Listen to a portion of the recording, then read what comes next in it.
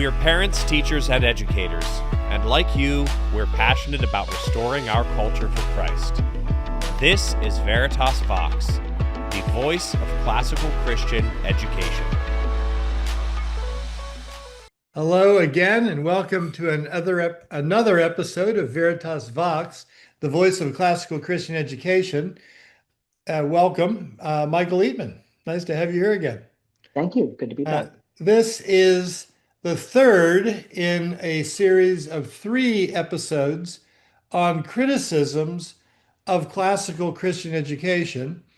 In our first episode, we addressed a particular blog post.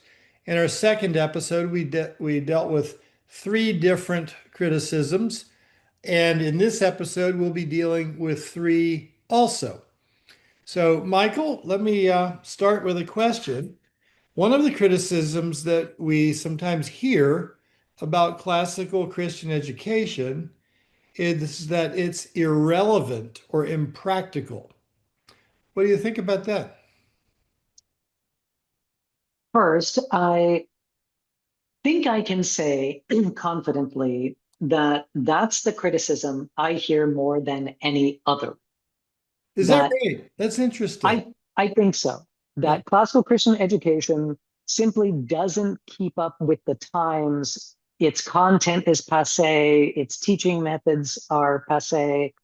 And what we want to do, what we need to do is, now it's interesting because the way the critic completes the sentence is oh so telling.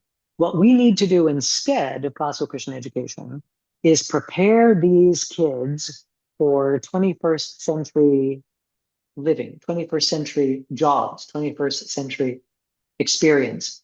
And what I would say to that is that we don't believe in the first place that education is the means to the end of creating little cogs that fit into the socioeconomic machine that's controlled by the state or something else. Instead, what we would say is, no, we believe that what education is fundamentally is the leading of others out of the darkness of ignorance and unbelief into the light of truth and faith. And because that's our understanding of what an education is, it's far more than preparing students for tomorrow's workplace. And as I think about the question of irrelevance and impractical, the first place that I generally go is to say the basis of a classical Christian education in English and Latin grammar and language, in logic and teaching students how to think reasonably and rationally and to spot poor thinking, and also to train students in how to communicate effectively, winsomely, persuasively to any given audience at any given time for any given purpose. All of these skills, and they are just that, skills that can be marshaled into an art that can improve with time and practice. All of these are imminently transferable to any walk of life. And so when I think about the skills that are taught in classical Christian schools, which, by the way, are not just arithmetic, but in many, many classical Christian schools are, for example, arithmetic, several years worth of calculus, not just an introduction to English, but English to several years worth of advanced literature and composition in the end. And so without downplaying what the skills are in classical Christian education, it's also important to say we teach them in such a way that those skills are transferable from what the students have learned to what they haven't yet learned in the future. And more importantly, I think, we introduce students to ideas and ideals, the core of the great conversation that's been going on for millennia. And we introduce them in such a way as to invite kids into a dialogue with the past, so that they can have wiser eyes, not just more knowledgeable eyes or more understanding eyes, but even wiser eyes and mouths when they begin to interact with the dialogues of the present and the future. With Horace Mann, Mm, beginning of the common school, now called the public school, and even more so then as Dewey becomes a force in education in America. But even from the very beginning, education tended to be thought of as doing this in order to get a job, doing this in order. So it doesn't surprise me for someone who's been swimming in salt water all his life, the saltwater education is for a job, to not understand that there's something else called freshwater mm, out there, something else that might be better for the person and provide freedom, liberty, and far more in the area of career options. One of the most eye-opening things to me is that the irrelevant, impractical argument is on its face not valid or not true, because the answer to what a classically educated kid can do with his education is anything he wants to. absolutely. Yeah. Instead of it's interesting because I think sometimes the way I hear the question posed to me, it sounds as if the critic is saying, why don't you prepare these students to go 3,000 miles deep in a square inch of space? Because we think it's more important for students to go several feet deep in several hundreds of square miles worth of space across the arts, the letters, the maths, the sciences. Why? Because we believe that the end is to prepare these students to live life fully alive in Christ, fully alive in themselves, fully alive with one another. And I'm glad that you brought up this topic of freedom, because for those who are listening, that may be an unfamiliar connection, classical Christian education, this notion of freedom. And I draw everyone's attention to the root of classical Christian education as it's expressed itself over much of the last 2,000 years in what we refer to as a liberal arts and sciences education, but a liberal education. And here, of course, we don't mean liberal as in politically left leaning, but instead we mean liberal as it connects to its Latin root, and that is a free education. So by free, we don't Liberty mean that comes from that word. it does. It does. So we don't mean free as in costless. What we mean is an education that's designed for free men and women to help safeguard their freedom from tyrannies, both within and without, Yeah. foreign and domestic. That's great. The next criticism that we're going to discuss is that classical Christian education minimizes STEM, science, technology, Engineering. Engineering and mathematics. And Do you sometimes, think that's a legitimate criticism? yeah, by the way, before I answer that, some may be familiar with that acronym. Some may be familiar with the acronym STEAM, so STEAM, applied mathematics, but same concept, maths and sciences. Does classical Christian education I give thought it maybe short? A stood for accounting. Wah, wah, wah. So for those who would say classical Christian education seems to give short shrift to STEM or STEAM disciplines, the short answer to that criticism is it does in many places. But that's not to say, again, as has been a drumbeat that we have beaten several times in the last few episodes, that's not an indictment of the model, I would say. Yeah. that tends to be an indictment of its particular implementation or a particular focus or emphasis in some areas. So when we think about the classical model is not reducible simplistically to grammar, logic, and rhetoric, not reducible to these things. Inclusive of it, yes. Foundational to classical model, yes. But in addition to that are the disciplines that later became the maths and sciences, we refer to as the quadrivium. So the entire liberal tradition, the entire trivial and quadrivial, the Western classical tradition, is one that is solidly grounded in both the qualitative or language arts and the quantitative or the mathematical arts. It's just the case, though, that in classical education, and so in our modern implementations of them, we start with the qualitative. We start with the language. We start with the grammar, the logic, and the rhetoric. Why? Because if we don't start with that foundation, we can't even talk about the other things. Yeah. So we begin somewhere.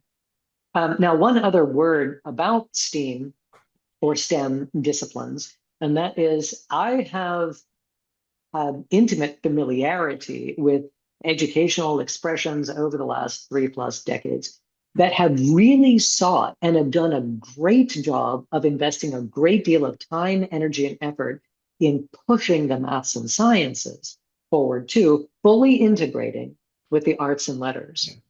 Veritas is certainly an example of this. But for some who would argue, hey, we don't seem to be concerned with STEAM, true in some places, not true of the model, not true ideally. Yeah, I would say for those classical education expressions that fail on this point, they tend to come from people who have misunderstood some of the things written or misapplied them and have not properly valued those things. The maths and sciences are simply invaluable to a classical education, not a simple add-on. They are an integral part of it. And as you point out, there's nothing wrong with thinking in terms of building a foundation that may not include them as much at the time, any more than it's a problem building a house by building the foundation first. That's the way things are done in home building, and it's a good application for education. Mastering basic language, mastering language in general is important to anything that we have to speak about or write about or communicate in any form. And basic math is important to far more complex things in every one of the letters in STEAM or STEM.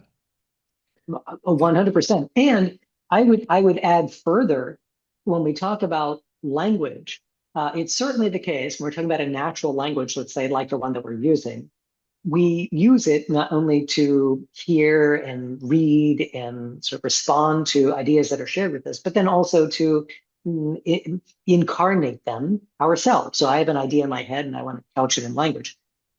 What's interesting is that on the qualitative side, that reduces to basic literacy, right? Sort of basic reading, writing, speaking. On the math side, it reduces to numeracy, basic understanding of the abstractions of mathematics, starting with young kids and counting 1, 2, 3, 4, 5, 6, 7, 8, 9, 10, that sort of thing, all of which are the basic building blocks of later mathematical and scientific thinking. And so equally important, even though, as you mentioned a moment ago, we're building something in a way that kind of looks pyramidal. So there's a solid foundation and even a broader one early on in the language arts before the maths and sciences. One other little bit I want to mention, though, and that is I have known many a family over the years who have decided to step out of or avoid classical Christian education altogether because they feel as if it doesn't emphasize STEM enough, and have headed off into, say, a STEAM or STEM targeted IB or AP track in some other school somewhere else. Yeah. And what I found most interesting about many of them, not all of them, but many of them, is that while they are learning a great deal of knowledge about this aspect of biology or that aspect of anatomy, chemistry, or whatever it happens to be, their understanding of how this aspect of chemistry relates to biology or physics, or how the sciences relate to the maths, or how the maths and sciences relate to the arts and letters. So their understanding and then their wisdom and how to apply this knowledge that they have, that's lacking in many instances. So we had these students who come out who do masterfully well in these alternative environments, who might do masterfully well on a test that requires them to regurgitate information. Yeah. But to think more deeply, to demonstrate understanding and wisdom, not quite so much. Yeah. I'm not going to name the school because I'm going to speak a little critically of it, but there's a school that one of my sons went to in an engineering program. He was invited into a very special engineering program for which he got a 100% scholarship except for room and board for his entire time there, and was geared towards a bachelor's the whole way through PhD over 6 years. It was a wonderful program. I think there were 12 students in his class for that. He was the only one that was classically educated. The rest of them came out of STEM schools, magnet schools, and they were very capable scientists and learned very quickly. But his ability to communicate, his ability to relate to things raised him very quickly, even among his classmates, to be given privileges of representing the school at at fairs and conferences, and even as a young graduate assistant before he had graduated. And he became, in a sense, a poster child where all the rest of them were still grinding on their calculators and doing the work quite well. The statistics from the school too are telling, and that is they had one of the highest, if not the highest, placement salaries for their engineers and scientists into the marketplace when they started. But 5 years in, those numbers did not remain the highest. Oh, interesting. They were locked in Mhm. and were not prepared to advance into more senior roles. I think it's Mm. very telling. It is very telling, and it's interesting what you mentioned too. They seem to get locked in and maybe just weren't moving up into more senior roles in the way that school had expected. And you might say, if you're looking at a moving and shaking firm out there, and they're looking for their sort of lower level talent to promote into a higher role of responsibility and oversight, they're not simply, generally speaking, going to be looking for those individuals who know a lot. Yeah. But those who have an ability to understand the inner workings of the organization, how it relates to the outside world, and communicate those ideas effectively. Yeah. And right, a classical education can prepare someone singularly for just such a position. And as I think about students who come up through classical Christian schools, whether we're talking about an online school like Veritas, or we're talking about a brick and mortar school like there's so many in the country, as we think through them, it's certainly the case that there are students who, by the time they get into high school, maybe they have a really good sense that what they want to pursue after high school is biomedicine, or they want to pursue quantum physics, which is near and dear to my heart, or whatever, say in the STEM disciplines, abstract algebra. That's the direction that they want to head in. And what I would say is, and it's a great thing that they had the foundation in the ideas and ideals that came before them, in the language arts, in the grammar, in the dialectic, in the rhetoric. They were exposed to ideas because they were introduced to a great conversation that's been going on for millennia. Right. Not by the way, and let me maybe sidebar here on a criticism that you alluded to in the last episode, and that is this sort of dead white European male driven education. When we invite students today into the great, what Mortimer Adler referred to as the great conversation, we're not saying we want you to come into this conversation and get stuck. What we're saying instead is we want you to kind of understand where you are in the history of the world, in your own personal history. And before you presume to speak out of your abundant knowledge and experience as a 15-year-old, it might be important to listen to what the greatest minds and greatest hearts have had to say for the last 2.5 millennia before you begin to speak. So it's not don't speak, it's listen first, reflect, and then speak. Yeah. Well, this is related to our last topic, and that's the idea, the criticism that classical Christian education is Eurocentric. That is, it focuses on Western civilization. What do you say to that criticism? Yeah. Again, this is one of those criticisms where I would say if what we are talking about is classical Christian education, especially as it manifests in the US or in the Western world, the answer to it is yes, that is true. We do tend to lean toward and into Western civilization. And as I mentioned in our last episode, I'll underscore here, there are two principal reasons for this. One of them is, and the most obvious one, the lower hanging fruit, is that's our culture. That's our civilization. We are the grandchildren of the Greco-Roman Christian synthesis. Whether we like it or not, it's simply a fact. And let me just say something parenthetically. Maybe you were going to say it, but I wanted to say it before I lose the thought. There was, I picture Stanford and the protests against Western civilization saying that it's got to go, implying things that are hard for me to make sense of.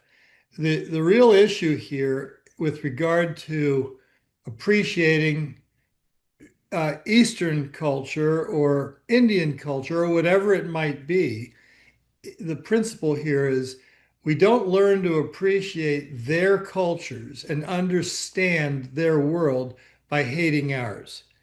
We learn best by learning that which is most familiar to us in order to learn something that is less familiar. And so that's just a little bit of an insert, so to speak, that says you got to be careful of your logic here too. 100%. And that really does build on one of the classical dicta of education, and that is we as teachers help move our students from the known to the unknown. Yeah. And this is true when it comes to cultural appreciation as well. I can best appreciate and learn from other cultures and other civilizations to the extent that I want to learn from them, only when or insofar as I have learned from and appreciated my own first. Absolutely. And so I think that is super valuable, super important. And then the second is to say, so not only is it that we are the grandchildren of the Greco-Roman Christian synthesis, but it's also the case that Greco-Roman Christian synthesis is not just an historical accident. And that is that Western civilization is a confluence. And so if people can sort of think of like two tributaries that come together into a much larger river, Western civilization is the confluence of the Greco-Roman world. And footnoting our first episode, the best that the Greco-Roman world had to offer, not the worst they had to offer, but it's a confluence of the best ideas and ideals from the Greco-Roman world flowing together with Christian faith and practice solidly grounded in the scriptures, and not only solidly grounded in the scriptures, but one which served as an interpretive framework of that classical tradition. So it's not just the two are running side by side. It's that we take a look at the Greco-Roman, the classical tradition, and we say, what's being said, and is it true? And if we embrace it, if we adapt it, if we use it, what's the best way to use it for God's glory and the good of others? Yeah. So for us, we would say we believe there's a great deal of truth, goodness, and beauty that are traveling on the waters of both of these streams that have come together in Western civilization. Different kinds of truths. The Greeks and the Romans are not going to teach us how to be saved. On the other hand, there's a great deal about that tradition that teaches us, for example, how to think, how to organize things, how to deliver a great public address. And it would be, I think, foolish for us to say, to be raised in a culture where we're surrounded by such an inheritance and say, I want nothing to do with the goodness, the truth, the beauty that I see. It truly is suicidal intellectually. It And is. it's important. And you said it, but I want to underscore it, and that is we have to recognize that it is an objective fact. It's very hard to argue with. Mm. That the development of Christianity happened in the river that you described of Western civilization. It didn't happen in other cultures. Now, that doesn't make Western civilization in and of itself superior or exclusive in its value. It simply means that if we're going to understand the history of Christianity, we have to recognize the water in which it traveled for millennia. Mm. Amen to that. And I will add, that doesn't mean, and here I'll tip the hat to another criticism that I sometimes hear. It doesn't mean that we give free passes to all of the abuses or exploitations or missteps and certainly there are plenty who could point to some aspect of Western civilizational history and say, is that the example that you're setting before me? And we could say, no, but it's a great counterexample. Yeah. So we are non-dogmatic with respect to say, oh, Western Christian civilization is the model that all other cultures should strive for. We say, no, that's not what we're saying. We want to go in with open eyes, open ears, open hearts, and be honest. Embrace truth, goodness, and beauty where we found it, but then also say, and that was an evil step and a profoundly evil step. What a great place to end this series. Michael, thanks for joining us in this. This has been a lot of fun. Thank you. Good to be back. And folks, thanks again for joining us on another episode of Veritas Vox, the voice of classical Christian education. We look forward to seeing you next time.